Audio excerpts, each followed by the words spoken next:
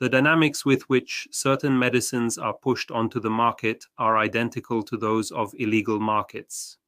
The image changes, the packaging changes, but the structure from production to sale follows the same pattern. It all starts from the idea of profit.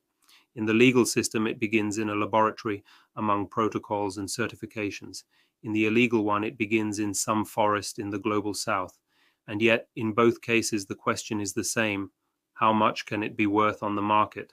Then comes production. A molecule becomes a tablet, a capsule, a drop. A raw substance becomes a dose, a baggie, a pill. Two opposite worlds, but with the same objective, to make the substance marketable. The next step is distribution. In the legal market, warehouses, perfect logistics, supply chains. In the illegal one, basements, clandestine storage, hidden compartments in trucks. But the principle does not change. And above all of this, in both markets, there is always someone pulling the strings without getting their hands dirty. An invisible figure, protected by economic power, capable of influencing institutional bodies, and in many cases, corrupting them. A presence that remains in the shadows but decides the fate of the entire chain. Then comes the real engine of the system, the creation of demand. In the legal pharmaceutical market, psychological relief is promised, physical well-being, better performance, a quick and definitive cure.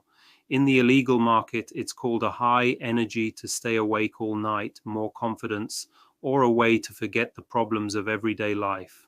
The goal is to give you a need, a dependence, to lead you to use a substance more and more.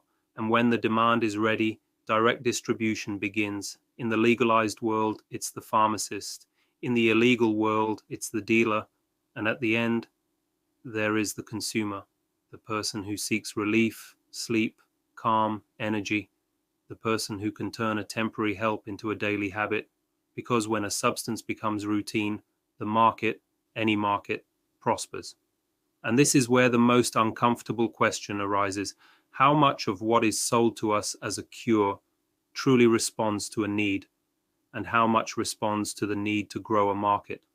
Because the substance may change, the packaging may change, but the structure that carries a product from the hands of the one who creates it to the hands of the one who consumes it, that structure, more often than we imagine, is guided by someone who stays in the shadows.